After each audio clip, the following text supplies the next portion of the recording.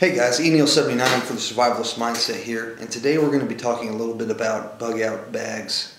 Behind me you'll see several bags laid out on the workbench, and these bags represent basically an evolution in my own mindset. I've had a great deal of experience with bags, whether it be in the military or for recreational camping, hiking, hunting use, and over the years I've evolved, I've changed what I'm looking for in a bag, what exactly it is personally that I need. When I was a younger man and it was just myself, a smaller bag would do. Now that I have a family to look after, and if we are truly in a bug out type scenario where we have to leave and we don't know if and when we're coming back home, I need a larger bag because I need to carry more things. Excuse me. I need to carry stuff to take care of my wife and my children, stuff that they may not be able to handle on their own. And also over the years I've kind of changed the type of things that I want to carry for myself. Let's just start here with this smaller bag. This bag is made by Rothco, Voodoo, Maxpedition, Fox. They all have a variation of this exact same bag. This is called the Medium Transport Bag. And I actually got this not long ago, 2-3 years ago maybe. And I was very disappointed with it when I got it, because when I think of a medium bag, this is not what I think of. First off, it is very narrow. If you're a wide-shouldered individual, such as myself, this will actually ride between your shoulder blades. And with the straps being as thin as they are, they ride high on the shoulder. With the weight of the pack being between your shoulder blades, it's almost like someone has their knee in your back and are pulling back on your shoulders. You can't sustain it for very long. It's just not comfortable. The way that the pouches and compartments are organized makes it very difficult to store much in here that's bigger sized items. You can fit a lot of small stuff, but the main compartment is actually 2. So maybe a pair of jeans, maybe a poncho rolled up would fit in one, but nothing wider. Absolutely nowhere to put a tent or a sleeping bag. And I've recently upgraded to the military 3-piece Gore-Tex bivy system, and we'll do a review on that. That's a fantastic sleep system to take with you for all weather environments. I would highly recommend it, but there's absolutely no way to carry it. I've tried attaching to the bottom. It doesn't work. These buckles are made very cheap, and it just kind of pulls out and winds up flopping around and hitting you in the rump while you're trying to march.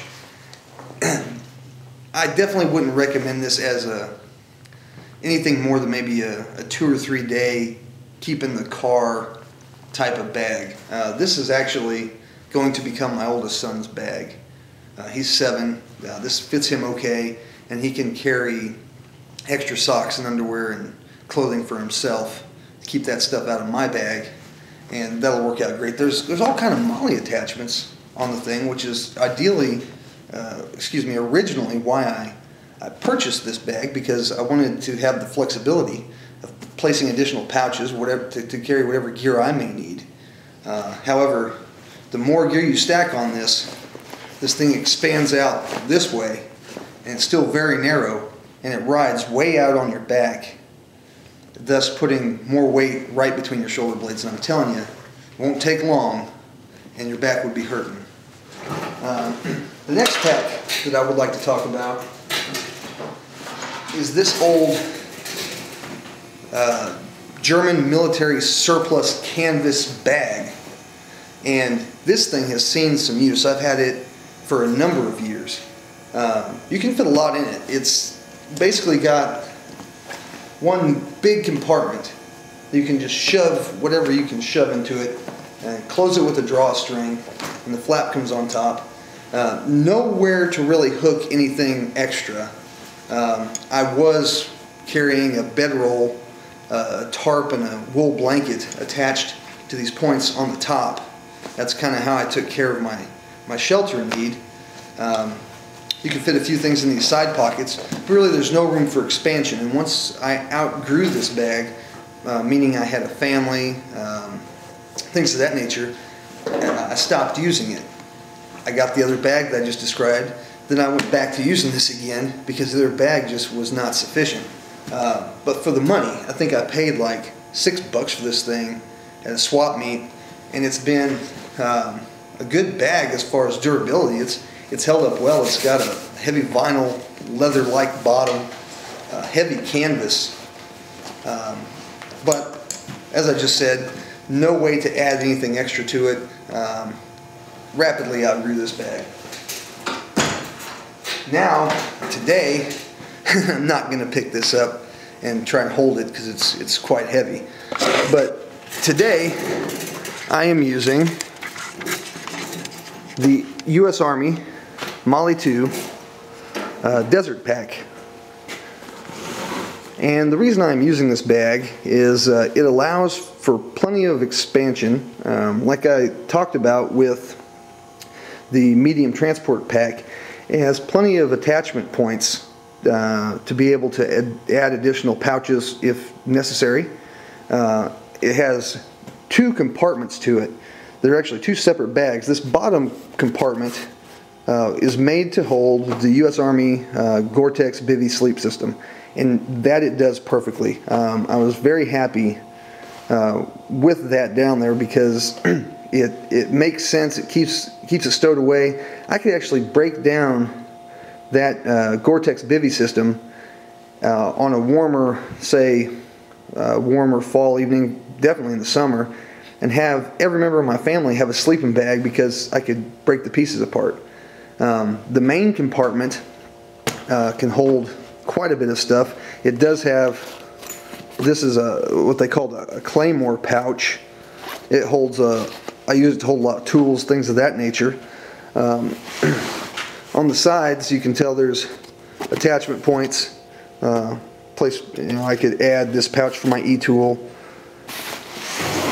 You can add additional stuff on the side. I carry my axe right here. What these are made for, there are what's called sustainment pouches you can attach to the sides. Those will hold MREs, cookware, things of that nature. And unlike the other 2 bags, this bag is an external frame. It's got big, wide straps, kidney pad, and to be quite honest with you,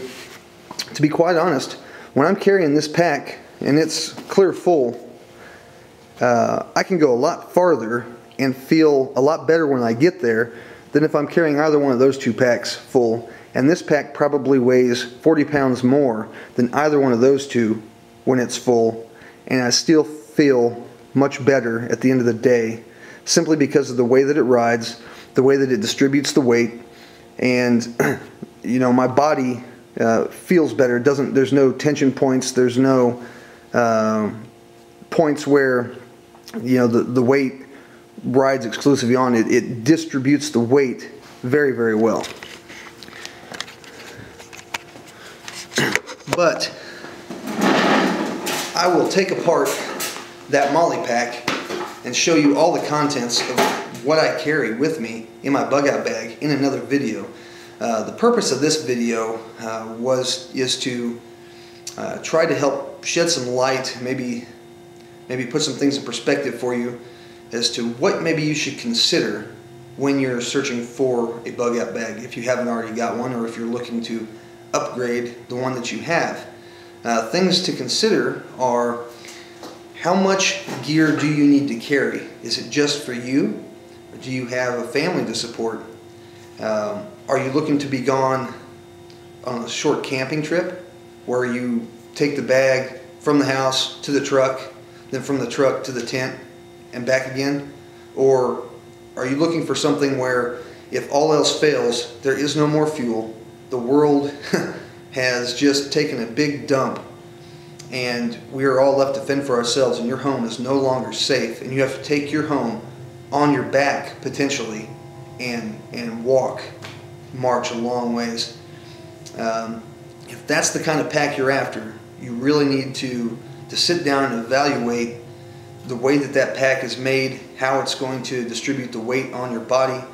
And unfortunately, with bags, you can get into quite a bit of money once you start talking about a higher end bag. This big MOLLE bag, I've seen it online upwards of 150 bucks. I was very lucky, and just like the 7 principles of the survivalist mindset, the first principle is maximizing resources. That's exactly what I did with this bag. I went to a gun show. There was a booth set up that had a lot of Army surplus stuff, and they did not have one of these desert bags, which is the color that I was after, just because here in Kansas, regardless of what time of year it is, there's a lot of earth-toned colors, not a lot of the bright greens like you see on the Marpat, the Marpat camo pattern on that medium transport bag. I've set that out in the woods and walked a ways from it, and I could still see that it was there. This bag just blends in better, and the camo pattern doesn't scream tactical. The camo pattern's kind of gray man, and that's what I was going for, just a subdued look, nothing that's going to jump out and single me out as some sort of commando, which is not. That is not the image that you want to portray if you're in a bad situation. You just want to blend in and go on about your business. Anyhow, things to consider. How much stuff do you need to carry? How far are you planning on carrying it? And make a wise decision. The bag, I think, is one place where you shouldn't short yourself. You should make sure you get a good quality bag, one that's not going to fall apart on you, and one that's going to be able to hold all the equipment that you're going to need wherever you need it to go. Anyhow, remember, the only certainty in life is change. God bless y'all, and I appreciate your views and your support. Good night.